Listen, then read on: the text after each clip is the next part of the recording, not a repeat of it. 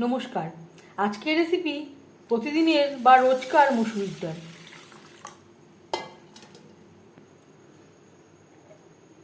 জল গরম হয়ে গেছে, দিয়ে দেবো লবণ আর দিয়ে দেবো ধুয়ে রাখা মুসুরির ডাল।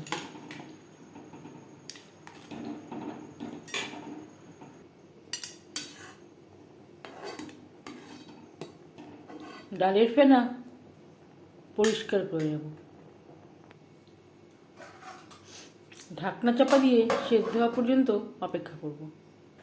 ডাল বেশ ভালো করে সুসিদ্ধ হয়ে গেছে, দিয়ে দেবো হলুদ গোলা জল। পরিমাণ মতো জল দিয়ে ডাল বেশ ভালো করে ফুটিয়ে নেব। শুকনো লঙ্কা,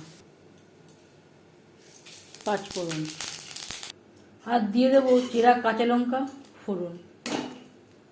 ডাল রেডি।